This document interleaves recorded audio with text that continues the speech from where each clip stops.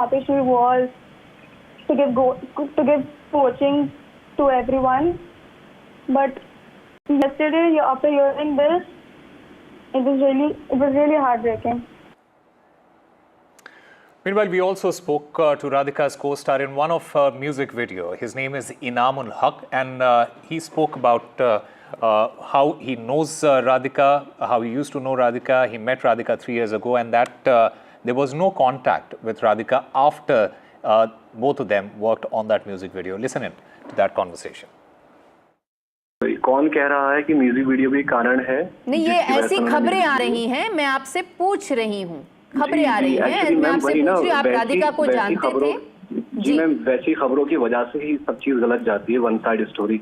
Because Radhika का social media activate नहीं है, मेरा गाना ही इंटरनेट पर दिख रहा है, इस वजह से मेरा गाना ही हाईलाइट हो रहा है, राइट। दूसरी बात, मैं उनका फ्रेंड भी नहीं था, मैं उनका दोस्त बिल्कुल नहीं था। मेरी उनसे पहली मुलाकात दिल्ली के अंदर, जहाँ पर उन्होंने एक्टिंग के लिए मेरी टीम को बोला कि वो करना चाहती हैं। सेकंड टाइम मेरा म्यूजिक वीडियो था जो हम नॉर्मली शूट कर रहे थे दोस्तों के साथ, उनको बोला, उन्होंने इंटरेस्ट दिखाया, हमने म्यूजिक वीडियो शूट किया। वो अपनी मदर के साथ में सेट पर आई थी। वो गाना उनके फादर को अच्छा लगा, ये मुझे राधिका ने बताया कि आपका जो गाना है कारवा मेरे फादर को बहुत अच्छा लगा। तो उन्होंने अपने फादर की परमिशन ली और फिर वो गाना शूट करना है, उनके मदर भी साथ में थे। हमने उनको एक गुड लक अमाउंट दिया, ज़्यादा अमाउंट भी नहीं, कन्विंस अमाउंट। सेकंड पॉइंट ये है कि बस इतनी ही मेरी मुलाकात है उनके साथ में, कोई चिट चैट, कोई बातचीत कहीं भी नहीं है। मैं उनका ही नाम जानता हूँ पूरी फैमिली में, उनकी मदर फादर किसी को नहीं जानता, वो कहाँ से बिलोंग करती हैं, वो कहाँ रहती हैं, कुछ नहीं।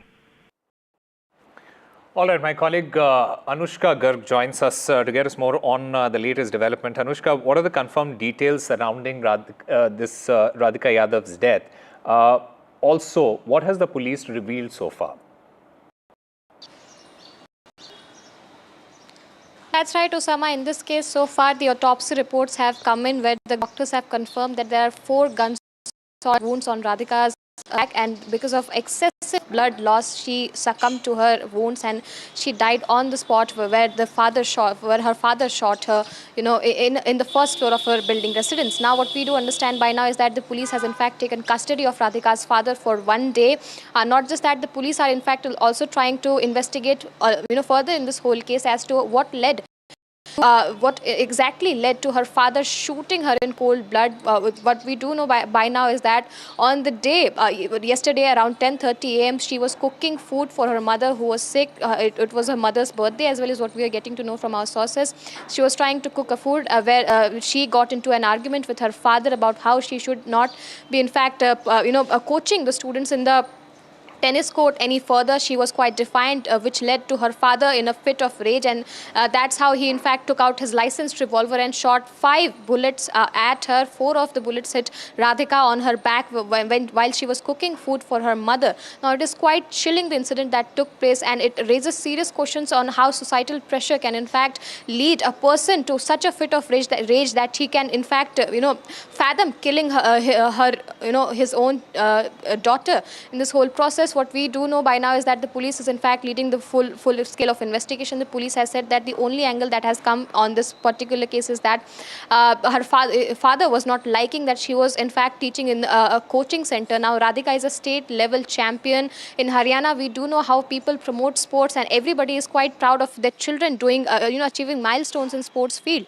But now in this case, what is a little disturbing is that her father, because she had a back injury which led to her end of the a playing career, but now she wanted to be attached to the field in some way, and that is why she was in fact coaching students right 200 meters from her residence. We are right now outside her residence. We are showing you the visuals. Her body has right now been taken to the crematorium ground. All of her relatives, all of the people have accompanied her to the crematorium grounds. They will be paying the last rites. This is the very building where yesterday around 10:30 a.m. in the morning the incident took place, on the first floor of the building. On the ground floor, her uncle was living. He heard the gunshot and he went upstairs to see what exactly took place, and he saw her niece.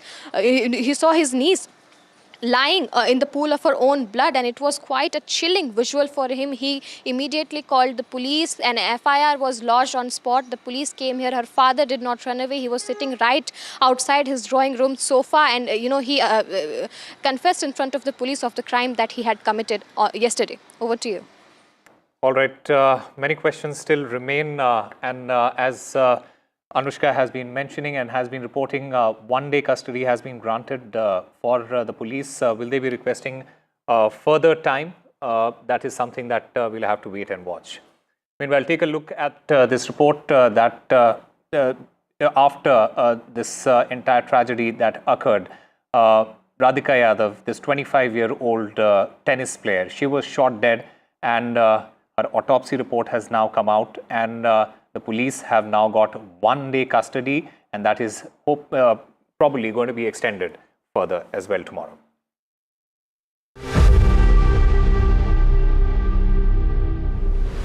A medieval horror in the Millennium City.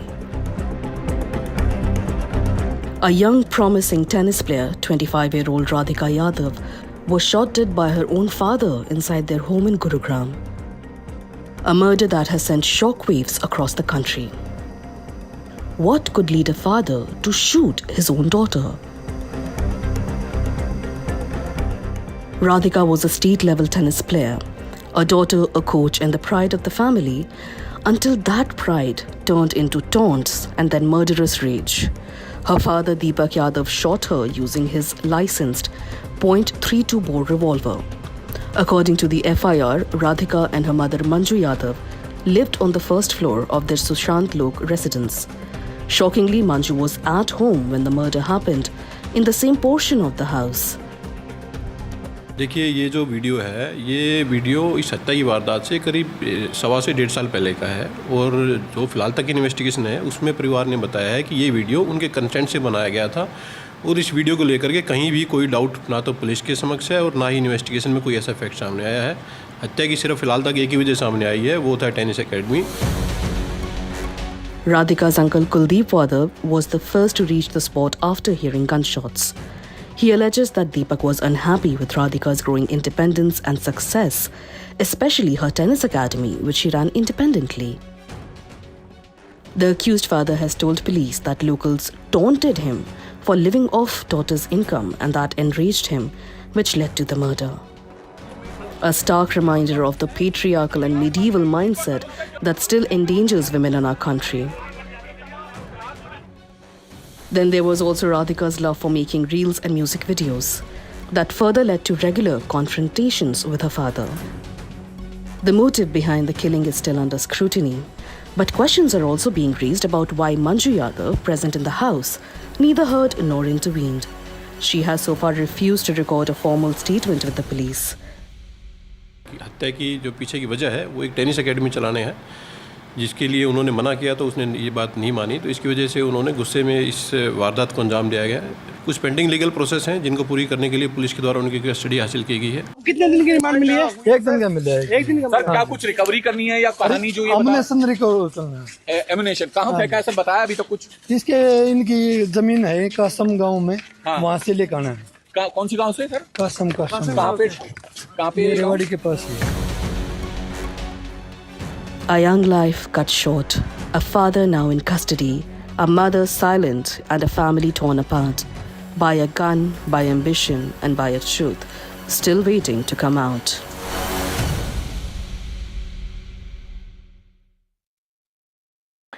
Well, the other big story on Nationwide at 6 is the Kapil Sharma cafe attack. This is the other big story that we will delve into, the alarming attack on Cap's Cafe in Surrey in Canada, a newly opened establishment by India's comedy superstar Kapil Sharma. On Wednesday night, shots were fired. In fact, 9 rounds were fired, but this wasn't a random act. Within hours, a chilling claim of responsibility emerged from Harjeet Singh Laddi, a Khalistani terrorist linked with the Babbar Khalsa International, also on India's NIA most wanted list. Cap's Cafe, barely a week old, had quickly become a vibrant hub for the Indian diaspora there. Now, its very existence and the safety of similar establishments is now under scrutiny. The Surrey Police Service is on the scene. They have launched a full investigation. sifting through evidence and examining potential motives, including any connections to a recent surge of extortion threats targeting the South Asian community in Vancouver.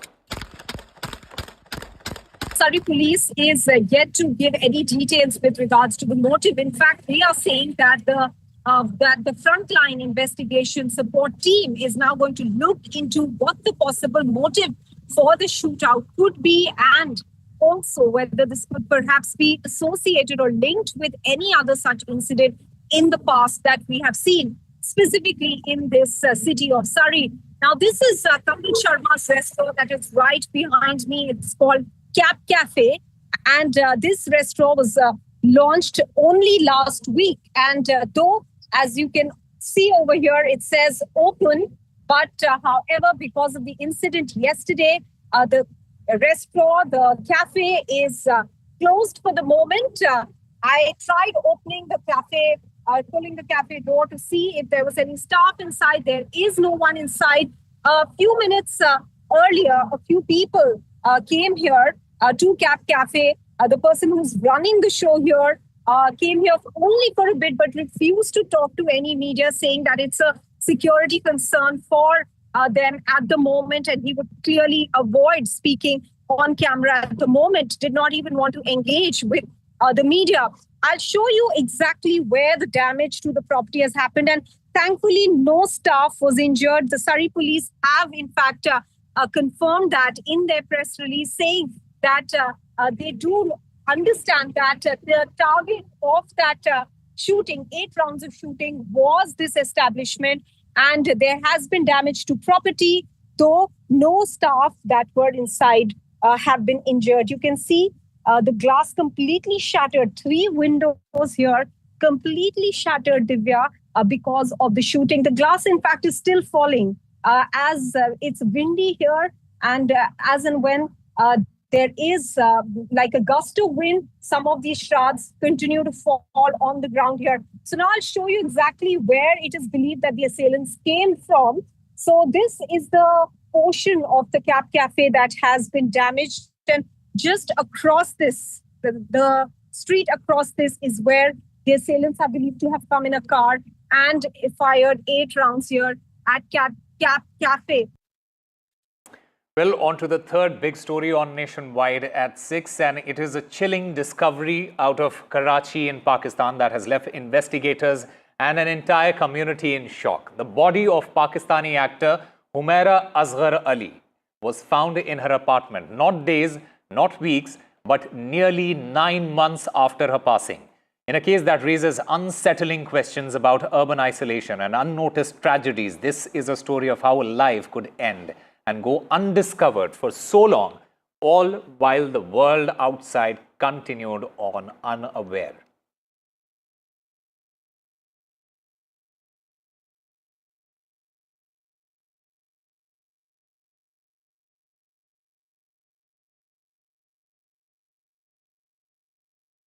And Shiv Sena MP Sanjay Raut has released a video allegedly showing Maharashtra Minister Sanjay Gaikwad with a bag full of cash, sparking controversy. However, Gaikwad has denied the allegations, claiming the bag actually contained clothes and not cash. This video surfaced a day after Gaikwad received an income tax notice. Now, Sanjay Raut has launched a scathing attack on the Maharashtra Chief Minister, Devendra Fadnavis, expressing pity for him and implying that he is actually helpless.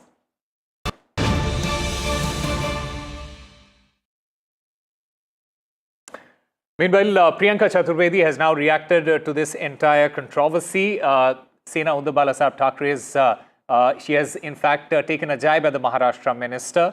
And this is a graft attack on the Shinde Sena from Priyanka Chaturvedi. She has posted this on social media, on her X handle.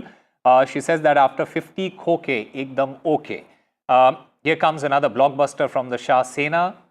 By the way, the only language they speak is the language of corruption, and this is what she had mentioned. In fact, also listen in to what Sanjay Gaikwad had to say. सच्चाई क्या है sir? Video की सच्चाई बताएं। Video की सच्चाई क्या, मैं कहते ट्रैवलिंग करके आया हूँ, कपड़े निकाल के बेडरूम पर बैठा हूँ, मेरा डॉग मेरे साथ में है और वहाँ वो बैग छोड़ दिया है। अब शायद घर के लोग चाय बनाने गए होंगे, किसी ने वीडियो निकाला होगा, ये इतना उसमें का तथ्य है। इसलिए इसके बारे में ज़्यादा सोचो मत। ये बेवकूफ़ी भरे ऐसे वीडियो दिखा के, अरे 5-25 लाख रुपए का वीडियो क्या दिखाता है ये? इसमें क्या मिलने वाला है? दिल्ली में भी नहीं, अगर वो उसमें का दिख भी रहे हैं तुमको, इसमें क्या है? क्या कुछ है?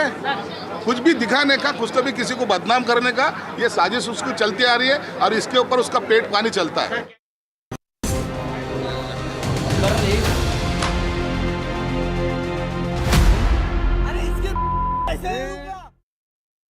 Well, on to our NDTV campaign, and that is India's VIP thugs, and that this is something that we have been tracking for a couple of days, especially after the actions of Sanjay Gaikwad came to light. Now, police action has started on the Sena MLA Sanjay Gaikwad, but he remains unapologetic and defiant. As police action kicks off following his controversial slapgate, the embattled MLA, he remains unfazed. He declared that he has no regrets and he is ready to face action and criticism. NDTV's sustained campaign against VIP Neta thuggery has jolted the corridors of power, compelling both the Chief Minister, Devendra Fadnavis, and the Deputy Chief Minister to break their silence and also promise accountability. Yet, even as the political pressure mounts, Mr. Gaikwad, he remains unrepented, a symbol of defiance amid growing public outrage. पोलिसांनी चौकशी केलीच पाहिजे. याच्याकरता कोणी complaint असण्याची आवश्यकता नाही आहे. त्याच्यामध्ये कॉग्निजेबल ऑफेन्स जर होत असेल तर त्या संदर्भात पोलीस योग्य कारवाई करतात. आपण एक गोष्ट लक्षात ठेवा की काही कॉग्निजेबल ऑफेन्सेस असतात, काही नॉन कॉग्निजेबल ऑफेन्सेस असतात. त्यामुळे त्या कॅटेगरीमध्ये या संदर्भातली कारवाई होईल. शेवटी फोर्स किती यूज केला आहे त्यावर तो ऑफेन्स ठरतो. पोलिसांना कारवाई करू द्या, योग्य कारवाई करतील.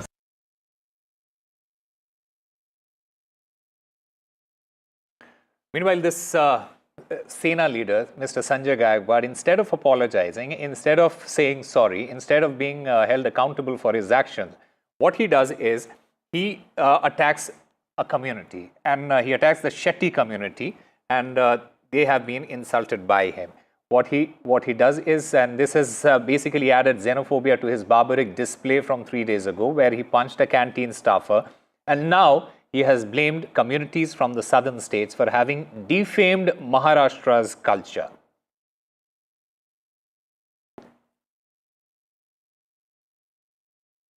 Meanwhile, my colleague Saurabh Gupta gets us this explainer on who the Shetty communities are, how long they have been living in Mumbai, and all the other details. Take a look. The Shiv Sena MLA Sanjay Gaikwad, who's been called out for his boorish behavior, remains remorseless. He's not apologized. Instead, he chose to blame a prominent community living in Mumbai. Who is this community? The Shetty community, and Sanjay Gaikwad has decided they are to blame. And of course, it's there in his comments. Now, let me just tell you who the Shetty community is. There are over 10 lakh members of the Shetty community that live in Mumbai. The Shetty community is also known as the Bant community, and they hail from the coastal parts of Karnataka. They originated from there and they gradually moved to Mumbai and set up businesses. And of course, their businesses are mostly eateries that came up when Mangalorean banks and other businesses also opened in Mumbai. Today, they are a thriving community, and Mumbai has around 6,000 establishments that are known as Shetty establishments or lunch homes or, eateries that exist all over Mumbai.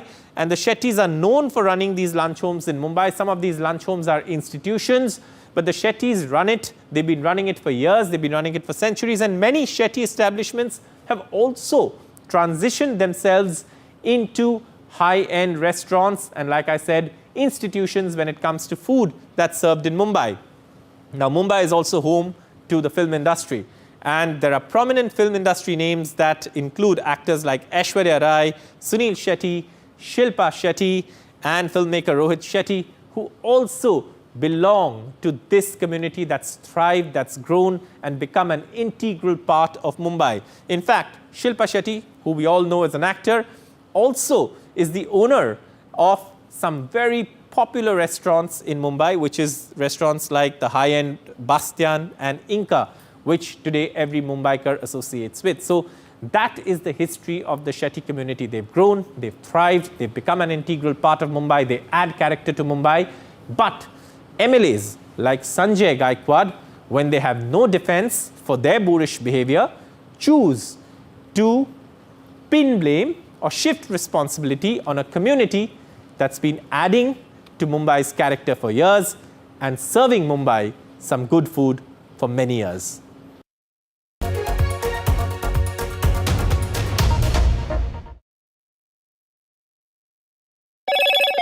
Hello, Moto.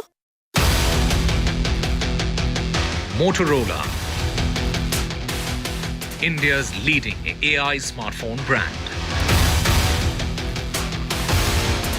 A 25-year-old tennis player shot dead by her father, the accused father, produced in the court. Was he upset with the music video that she appeared in or her tennis academy? The latest in Shafali Chariwala death case, police say that it will take one more week for the autopsy report to come out.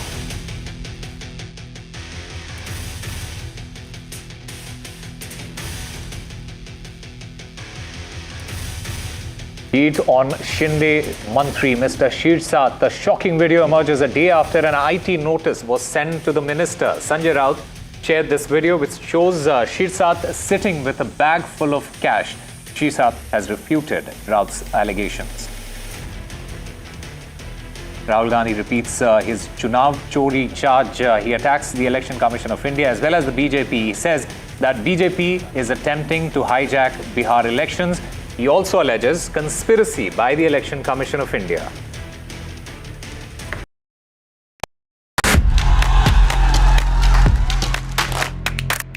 बदलाव की इच्छा रखने वाले लोग उनको ये तय करना है कि वो जनसुराज जैसे नए विकल्प को चुनते हैं कि फिर पिटे पिटाए अपनी पूरी पुरानी व्यवस्था में जाना चाहते हैं। मैं चिराग पासवान पूरी तरीके से बिहार विधानसभा का चुनाव लड़ने के लिए तैयार हूँ और तत्पर।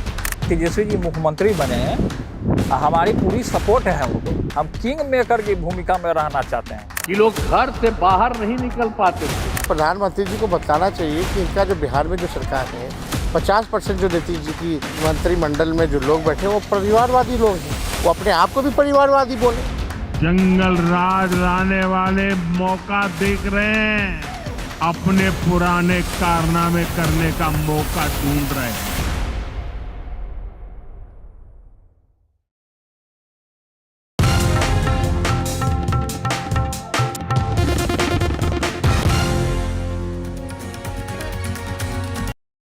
That's huge. That is a biggie. It's out there. Gold Plus Clear Glass. पार हो या नियर, सब कुछ दिखे clear.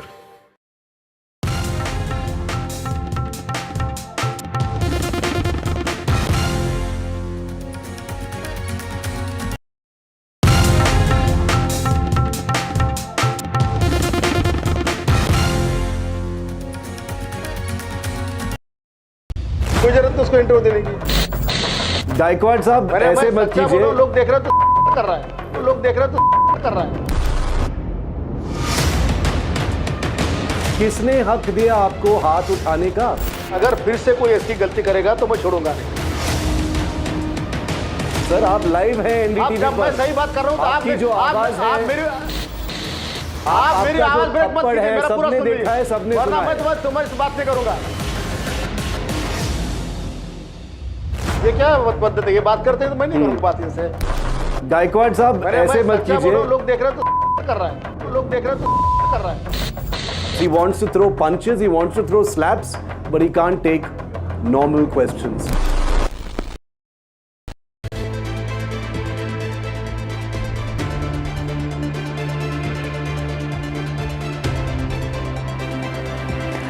Very good evening. You're watching India Sense. I'm Gauri Dwivedi. Over the course of the next 30 minutes, we get you all the big stories that matter to the global Indian. But first up, as always, the headlines this Friday evening. Khalis continue their free run in Canada. Shots fired at Sharma's restaurant in Surrey. Why Mark Carney is not able to control the growing K problem in Canada? We decode. India's hardball will continue to negotiate with the US. There will be no deal on the trade issue till the US backs down on several contentious issues, including the one on genetically modified to an absolute breaker for India. In a big exclusive, former Israeli Prime Minister Olmert speaks to NDTV. He speaks on whether or not this Gaza truce can hold 60 days and what could be the potential long-term solution for the region. Signing mega defense deals for its indigenous defense industry. Several industries and several countries around the world, from Croatia to Cyprus to Ghana, are now interested in India's defense production.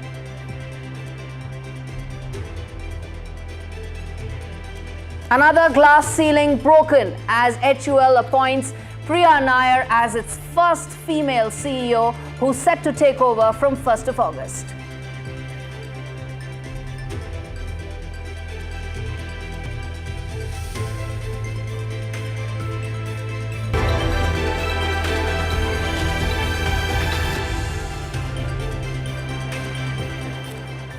All right, viewers, Justin Trudeau is out, but Khalistani terrorism and extremism surely isn't out in Canada. Instead, the K-terror threat is only thriving under Prime Minister Mark Carney. In fact, just this week, there have been shots that have been fired at comedian Kapil Sharma's up-and-coming new restaurant in Surrey in British Columbia. Harjeet Singh, linked to terror outfit Babbar Khalsa International, has claimed responsibility for the attack, accusing Sharma of hurting Khalistani sentiments. It's clear that Prime Minister Mark Carney is failing the K-terror test. Let's take a look at this report that tells you more. I'm standing on the 128th Street in Surrey in Canada, where comedian Kapil Sharma recently started his new venture, Cap Cafe. And here's Cap Cafe right behind us, which has had a bit of a shaky start, considering that there was a shooting incident that took place right outside this restaurant on the morning of the 10th of July. The Surrey police say that they got a call at around 1:50 a.m.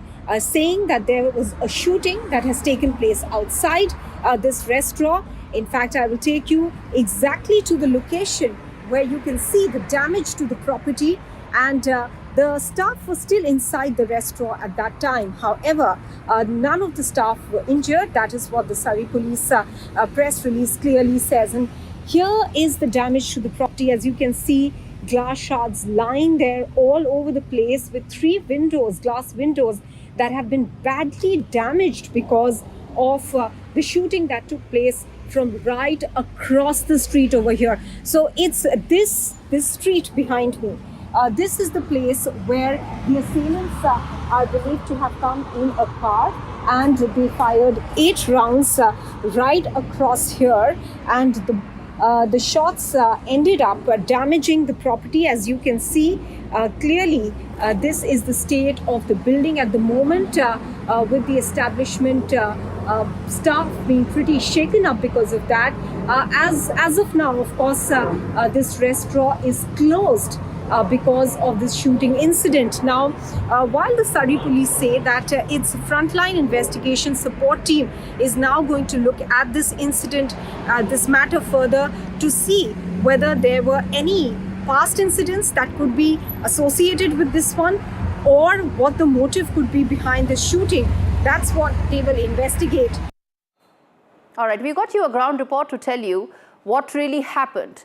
Now let's talk about why this religious extremism, this complete intolerance, continues to thrive, with a pattern of such instances that we tell you, viewers. Let's put that out one by one as to why this continues to happen in Canada. Now, bullets fired at Kapil Sharma's cafe hit with 9 shots. This is the latest that has happened. Let's move ahead, tell you some of the other instances where Khalistanis continue to completely ensure that the law and order situation in Canada is almost under their control. Now, the BC legislature, the British Columbia legislature, honored pro-Khalistani singer Jazzy B. There were red carpets that were actually rolled out for these singers. There was major applause indicating that there is almost like a fan base that these Khalistanis have in Canada. Then we're going to talk later about what Mark Carney needs to do to ensure he addresses some of India's concerns. Next, Modi effigies were cage-rolled in Khalistani rallies. This happened. All this is recent, viewers. This is a pattern that continues even after there's been a change of guard, but this pattern continues. Let's talk about the Toronto hate parade. This is the one. The next is the MP photo ops, where you have MPs like Sukhi Dhaliwal who are seen with Khalistani flags. And this happens in broad daylight, even as India-Canada relationship gets impacted because of this, because this fan base is what is fanning the latest attack that took place is Kapil Sharma's cafe. And lastly, let's put out the fact that the Canadian top intel agency, CSIS, has actually warned that there are these deep Khalistani networks that are active on Canadian soil. No action is being taken.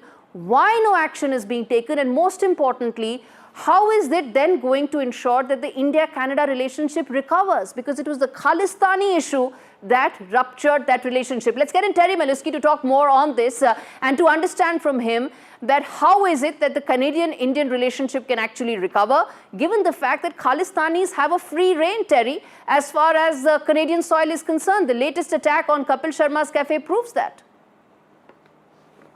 Thank you for the invitation. I think there's a little bit more to it than just a Khalistani operation being allowed by Canada to be directed from Germany by this character, Harjit Singh Ladi. I make that point because, sorry, but Prime Minister Carney is not the police chief in Germany. And if indeed we accept the claim of responsibility by this Baba Khalsa International operative, pretty well known, Ladi, then we've got to ask, well, what is Germany doing about him? What is India doing about him, as much as what is Canada doing about him? Having said that, two things can happen. First, it's not unusual, believe it or not, for street thugs to try to make themselves seem more important than they are by adopting a political coloration, saying, oh no, I'm not just some average thug running a protection racket by shooting up a restaurant and demanding money for protection. No, I'm more glamorous than that. I'm a political revolutionary. I'm fighting for an independent Khalistan. Well, I don't know if you believe that, but it's certainly happened. This is not freedom of expression. This is not freedom of speech. This is complete vandalism, and these are all terror attacks, aren't they? And Canadian soil, and Canada is allowing all of it to happen. Well, all I'm saying to you is that it's not just a Khalistani attack. You can give it that coloration if you accept their claims. I don't accept the claim that this guy Ladi necessarily has anything to do with it. He might be trying to look like a big shot by claiming responsibility. But we also know that there have been a series of events, as you rightly noted, of a similar nature, which turn out to be straight extortion attempts. It's a protection racket. This is back to the 1930s, where the mafia boss walks into your restaurant, says, nice place you have here, shame if something happened to it. Pay me and I'll protect you from me. So that's what's going on just as much as the Khalistani thing. I'm not saying to you that the Khalistani element isn't important and that the government needs to do something about it. You rightly point the finger at MP Sukhi Dhaliwal. I don't know why the Liberal Party of Canada still has him as a member, with his record of kissing up to the Khalistanis. And in fact, they got rid of Chandra Arya, who wanted to address this issue. I'm going to leave it there. Terry Meluski, thanks much for speaking to us. I know it's early morning in Canada, but thanks much for speaking to us. Well, viewers, in the past 4 months, Prime Minister Mark Carney has not taken any concrete steps to rein in the issue. Neither has he made any specific remarks on this matter indicating his intent. The recent attack is clear proof with the culprit still on the loose. Kani is brushing this issue under the carpet. Moreover, he is silencing anyone who's raising concerns over the matter. Canadian MP Chandra Arya, who's spoken about it, he's spoken against the Khalistani extremism, has been sidelined by the Liberal Party. Yet he continues to push for a reset in ties between Ottawa and New Delhi. Mark Carney met Prime Minister Modi on the sidelines of the G7 summit last month. He agreed to re-establish high commissioners. He agreed that the relationship should come back. But the bitterness of the recurrent terror attacks against the Indian diaspora in Canada remains. New Delhi must make it clear to Ottawa that there cannot be a reset till the time these attacks are addressed. And that is something that Mark Carney needs to now prove. He needs to pass the K-terror test for the relationship with New Delhi to recover and come back to its original flourishing state.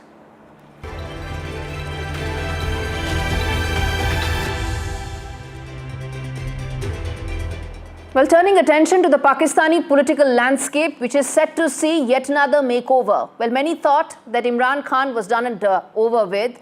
In fact, that also included Prime Minister Shahbaz Sharif, Army General Asim Munir. They all thought that the Khan story is far from over. That isn't the case. Well, there's a fresh bombshell that's emerging from the shadows. And what could be the beginning of yet another dynasty in Islamabad, the Khan dynasty. Imran Khan's two sons, who so far had stayed away from politics, have returned. They're now going to fight for their father's release. The question is, how far will they go? How much will this change the political landscape in Pakistan? And would this be yet another flashpoint in Sharif government, which is anyway surviving on a day-to-day basis? This report decodes that for you.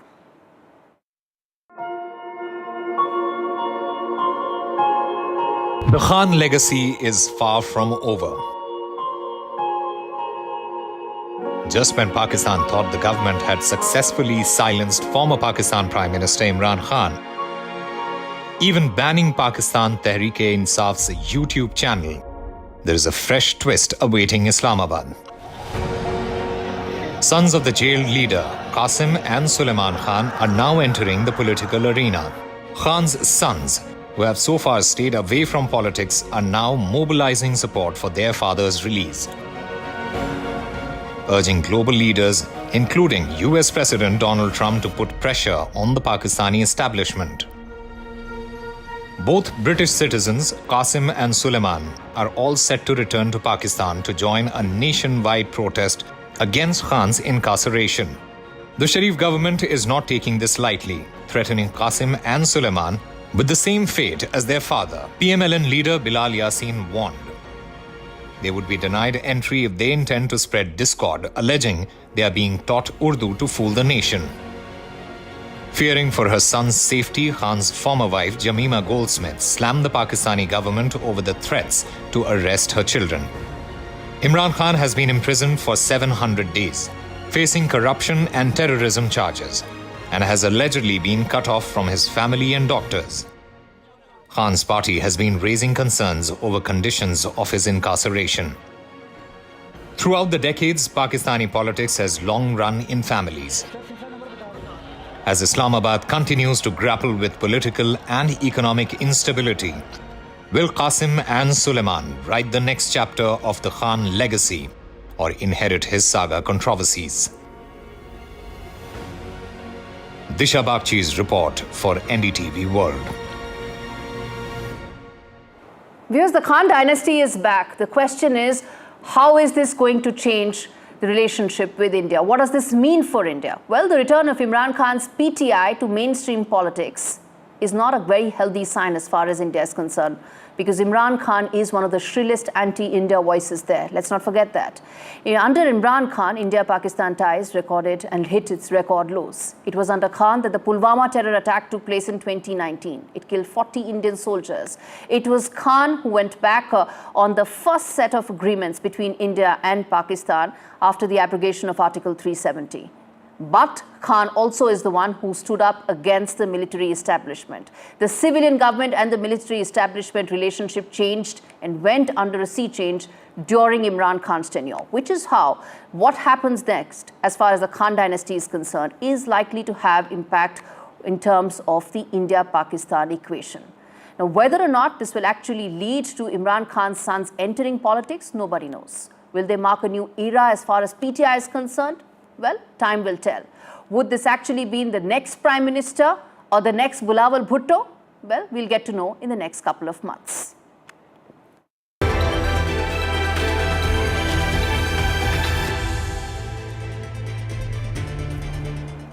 All right, viewers, it's time to get you the big NDTV exclusive, our top voice on the show, former Israeli Prime Minister, Mr. Olmert, who joins us to talk more about the ceasefire and the agreement that has been signed between Israel and Hamas in terms of getting 10 of those hostages out. Mr. Olmert, thanks much for speaking to NDTV. Let me start by first asking you that while there's some sort of a pact has been reached, what about the main sticky points on both sides? On Israel, it is the fact that it wants to end and completely eliminate Hamas. And on the Hamas side, of course, it wants that Israel should be completely vacated out of the Gaza Strip. How do you see those sticky points going forward?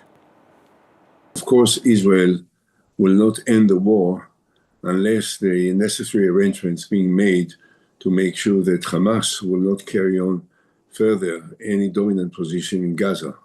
Of course, the Hamas will not release all the hostages, which is the only asset they still hold, unless it will be guaranteed that the war was finished. So I think that while there are negotiations for partial understandings, there is still a disagreement about the final terms, which is from the Palestinian side, Hamas side, the end of the war completely and eventual withdrawal of Israel from all of Gaza. And from the Israeli point of view, the total elimination of Hamas as a dominant force in Gaza.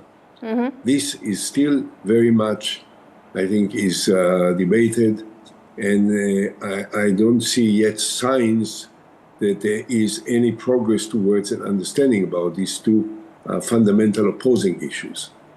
Right. Mr. Olmert, this is one of the biggest international stories happening, a war that has been going on since October 2023. Expectation that this could probably end as far as the moment Donald Trump came in power. That hasn't been the case. But in your assessments, do you think that Donald Trump will now exercise his political capital over Benjamin Netanyahu to get a final deal going?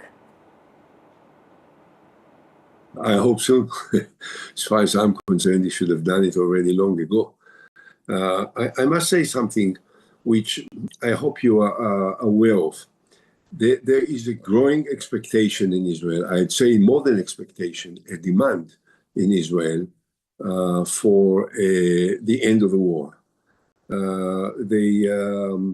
The statements made by the Israeli Prime Minister and the Minister of Defense about the building up a humanitarian city in Rafah and bringing 600,000 Palestinians into that region, and the statements made that Israel will expand the military efforts in Khan Yunis and Beit Hanun, in some of these still centers where Hamas still possess some kind of military power, are not accepted in Israel. The majority of Israelis want the war to end today.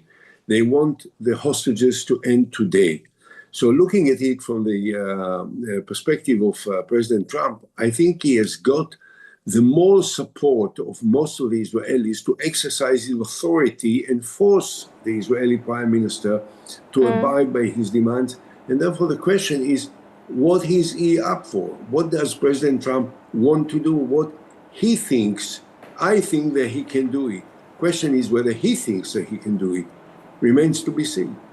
All right. Mr. Olmert, then let me ask you this question, something that the Trump administration, the Trump himself has spoken about several times, which is his vision of rebuilding Gaza, Trump style. How do you see that? Some people say it's absolutely unacceptable. There are those who feel that maybe there is hope. How do you view this in terms of how Donald Trump feels that the entire Gaza Strip could become the French Riviera of the Middle East? I think that the vision for the day after will not allow, and I'm not in favor of deportation of Palestinians from Gaza. Gaza is Palestinian, and Palestinians live in Gaza, and they ought to live in Gaza.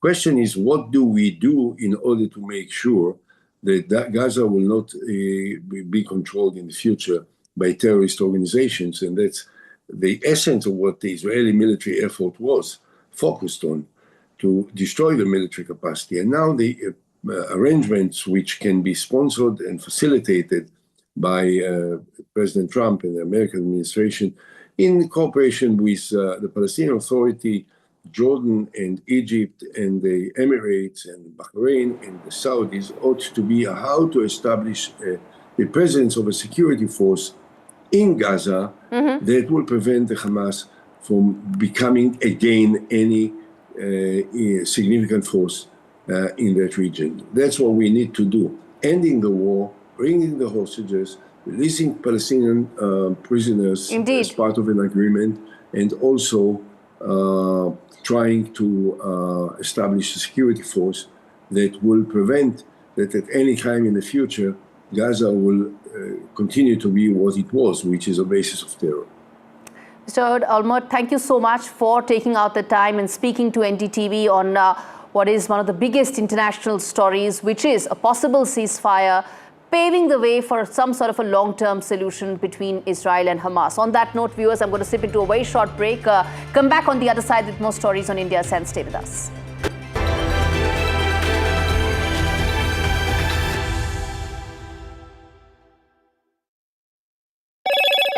Hello, Moto. Motorola, India's leading AI smartphone brand.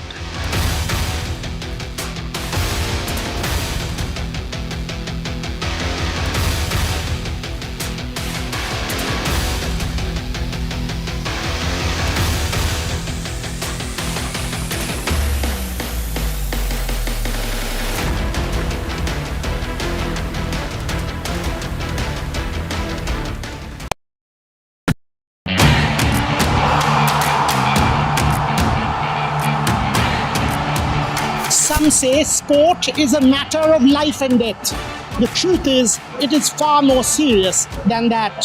Sport is about ecstasy and agony, about pain and suffering, about joy and much more. Some say there's no one better to tell these stories. So here I am. Join me, Boria Majumdar, on India's #1 news network.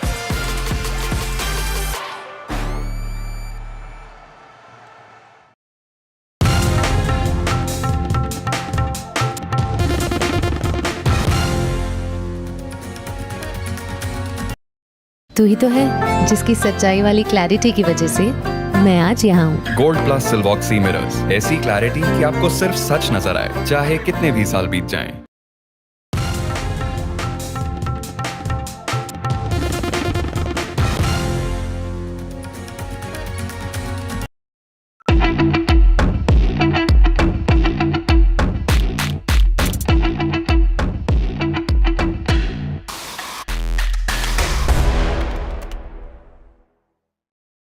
But I'd like to start this off by asking you, Vishnu, what you think about the whole question of India not having stealth fighters right now. Everyone's trying to sell them to us as well. It's a huge problem, Shiv. Let's face it, in as much as we love the Rafale aircraft and the Indian Air Force is completely vouching for it, perhaps they'd like more than 100 more. The Indian Navy has just gotten into an order for 26 Rafale M aircraft. There is a generation gap between the Rafale and the stealth. There is a good reason why a stealth platform is called a 5th generation aircraft and a Rafale is a 4th or 4.5 generation aircraft, and that is low observability. So in as much as the Rafale has brilliant sensors, both in terms of its radar, its defensive suite, its electronic warfare suite, its towed array decoy system, it is not typically a low observability platform in quite the same manner in which a stealth aircraft is. Its design form is different.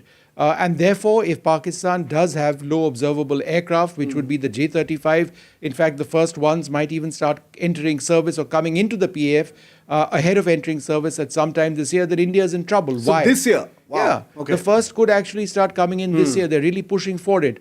And they've gotten apparently into some agreement with the Chinese to ensure that the funding is done on very loose and terms favorable to Pakistan, as has been in the case in the past. If Pakistan starts acquiring low platforms which are low observable, in other words, stealth platforms, then that's an additional headache for the Indian Air Force, because tracking stealth aircraft requires a certain specialization. It's much more difficult. The time that you have to actually engage a potential stealth target is reduced greatly. And therefore, it's a problem.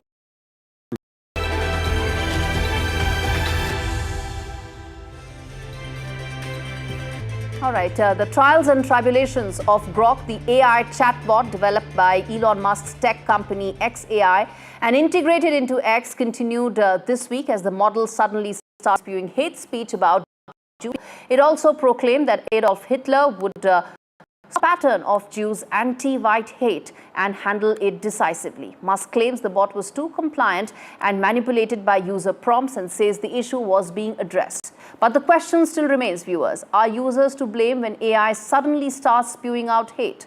All in all, it's been a rough rollout for Musk's chatbot, which he claims is the smartest AI on the market. And what does this tell about the future of AI? Well, in months and time to come.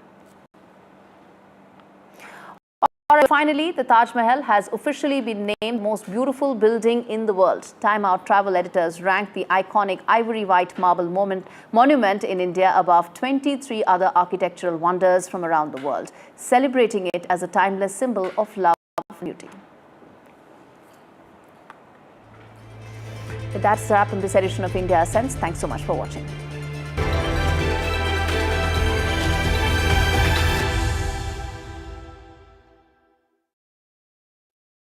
जनता के पास सवाल ही सवाल है। जवाब ढूंढने को वो देखती है न्यूज़ और देखती है यहाँ तो सवालों का मायाजाल है। ऊपर से ये अलग फाइट है, कोई पूरा लेफ्ट तो कोई पूरा राइट है। बीच में मुद्दे के साथ कौन है, जनता को जवाब चाहिए।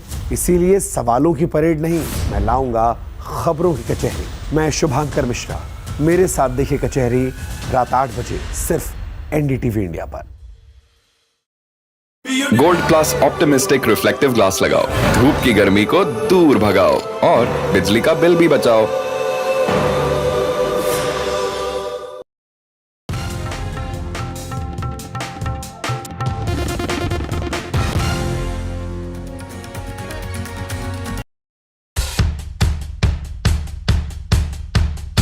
The markets move fast. And so should your portfolio. Expert insights, real-time stock picks. Do I buy Ola? Should I hold CDSL for the long term? Buy, sell or hold? The answers you need, straight from the experts.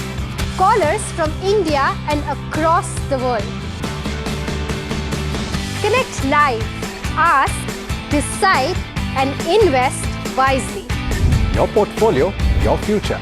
Ask Profit.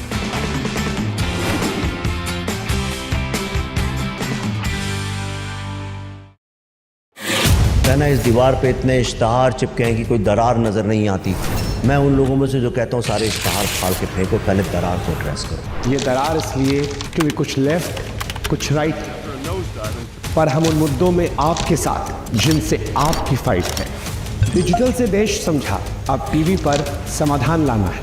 आइए मेरे साथ खबरों की कचहरी में सिर्फ NDTV पर।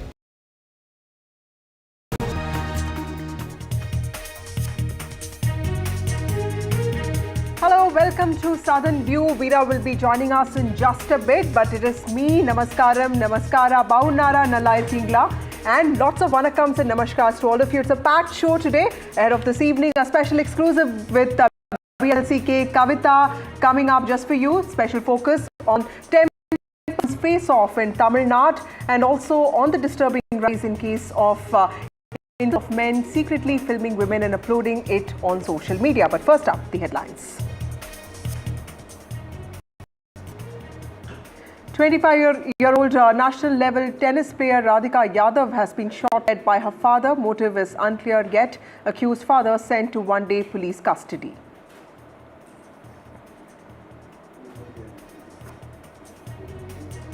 There's a viral video featuring Shiv Sena Minister Sanjay Gaikwad that has sparked a political controversy in Maharashtra now. The video posted by UBT allegedly shows a bag full of cash in the leader's room, and he has clarified that the bag contained clothes, not money, as was alleged, and suggested that the video was taken by a worker with access to his house. Two weeks have passed, but Shefali Jariwala's autopsy report remains awaited. Cops seek one more week for the report.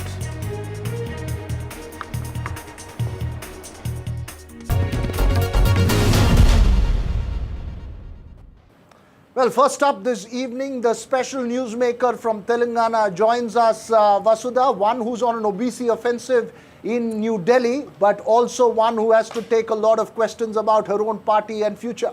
Absolutely, Veera. We have a special guest with us, BRS leader K Kavitha, joining us right now to speak about something that she's been raising, OBC reservations and her own brand of politics. Thank you, K Kavitha ma'am, for speaking to NDTV, for your time. And thank you so much for being part of this broadcast. Thank you, Raghavji. Thank you, Vasudha ji. How are you? All good, ma'am. My first question to you, I was part of the press conference that you addressed on the OBC reservations. The Telangana government yesterday, after much delay, has announced that it will be implementing 42% reservation for OBCs in local body elections. This is soon after you announced your protests, the Rail Roko agitation that you were planning on the 17th of this month. Do you see this as a victory for your political protest, or do you see this taking away the sting out of your OBC push? How do you see this announcement by the government? I'm a very optimistic person. Whichever victory comes my way, I don't shy away from claiming it. And certainly, I believe this is a Telangana Jagrupi's victory. We've been constantly voicing out OBC concerns. And Vasudha ji, whenever a government comes in with a lot of poll promises, if they deliver on those promises without being prompted too many times, that can be claimed as a government's victory. But in the last 18 months, many of us were on the roads agitating continuously for the OBC 42% reservation. So now I am very sure it is not the government's victory, but it is our victory. Telangana OBC's victory is what I can say.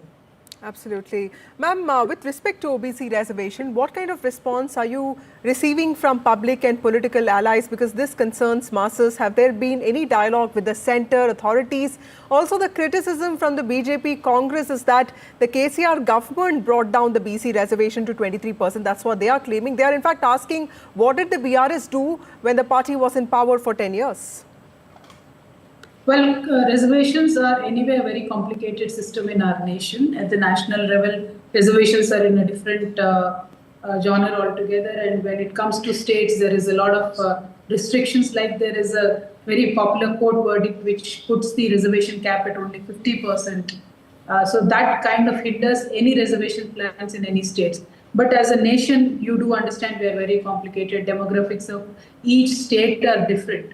Telangana, we have at least 52% of OBCs, which now, of course, this Congress government, after enumeration, claims it has come down to 46%. So that is another matter of dispute. But this complex demographic should be addressed at the state level. Right now, today, the demand is for Telangana OBC reservations at the panchayat level. So I believe it is time for India as a federal system, the freedom of reservations at the state level should be left to states. Now, if this is also controlled by the central government, even for the panchayat level reservations, then every state is not same. See, I can't compare Chhattisgarh and Telangana today. Chhattisgarh has a lot of tribal population, whereas Telangana only has about 10.5% of tribal population. So there are a lot of these issues that we need to address as a nation. Yeah, please go ahead. You're making an important point, a nuanced argument there, but as you continue your OBC offensive, ma'am, and also your offensive against Revanth Reddy, there are questions about your own future and what's happening within your party. Has K Kavitha decided the road ahead? There's a lot of speculation of a possible rift and the fact that you could be parting ways with the BRS. Are you all set towards that journey? Well, let's address the more important issue of the OBC for a second, and then I'll go into my personal issues.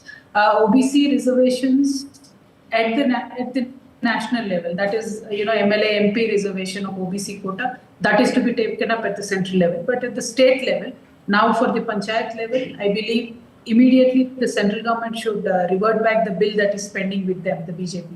And when KCR was in power for last 10 years, we could not get into this reservation because 50% cap was still existing. And what changed after KCR is the EWS reservation implementation happened somewhere around 2019, after which no local body elections were held in Telangana.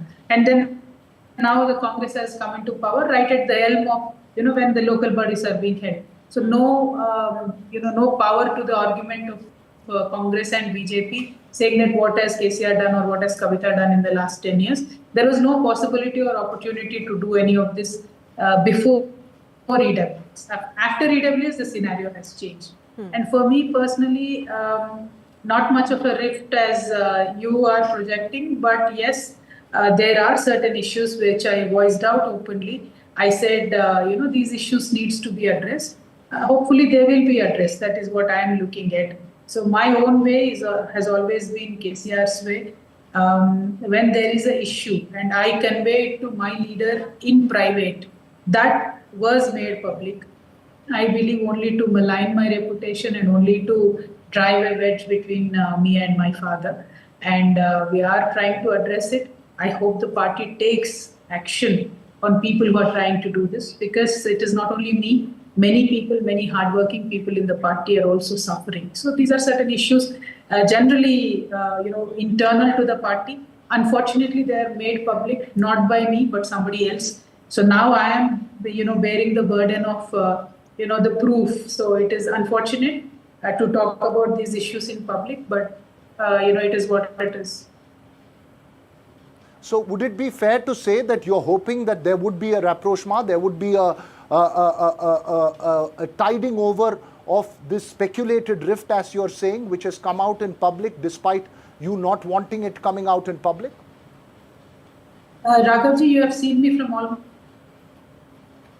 15, 16 years, I believe, even when we were fighting for Telangana and post that, etc. So all of us as a unit fought for the formation of the state. And then after the formation of state, people of Telangana have blessed us with an opportunity, to be in the government for 2 consecutive terms. And during that entire time, we have seen a surge in the development of Telangana across the nation. So all of this has happened because all of us put in a lot of efforts, blood, sweat, personal time, etc. into the party. So now when everybody builds a party with so much of love and affection, and it is being spoiled by certain, segments or I don't know what to call them, these guys. So these guys needs to be put in their place, and some time, I hope the leader will take note of these things and take some action.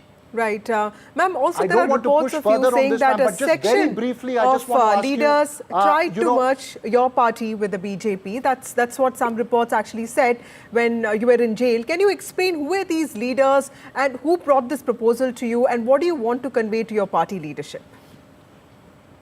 Well, I would not want to name the names, but it is a fact. See, I was inside. I have no idea what happened outside, who proposed what happened, but a proposal was brought to me saying that you would be able to, I know the matter is sub judice. I really don't want to land in much more trouble because I was separated from my kids for quite a long time and it was pretty traumatic. But yes, there was a proposal that was brought to me when I was inside saying that you can only get out if there is a possible merger or whatever with the Bharatiya Janata Party, for which I categorically rejected, saying that BRS is a party with 75 lakh workers. And if these workers' lives have to be turned upside down overnight just for one individual's freedom, I said it is not fair. And I also reiterated that I had done nothing wrong and I trust in the justice system. If not today, tomorrow, I'm sure system will see that I am in no wrong and I'll get a bail. That was the hope. I prevailed. And as anticipated, it was a little late probably, but however the legal system works, I got bail, I got out, and today our party is firm and standing. So I'm proud of myself. I could endure certain personal pain and separation from my kids. It was very hard. I endured that basically for the 75 lakh workers of our BRS party. For an individual, parties should not suffer, system should not suffer is what I believe. Ma'am, as you make that point emphatically about 75 lakh workers in the BRS as the principal opposition party in Telangana, I just have two quick questions to you. And that, indulge me on this, because as you pointed out, I've seen you from 2010 and your family and your party has gone through a lot of ups and downs, and this is perhaps a big low.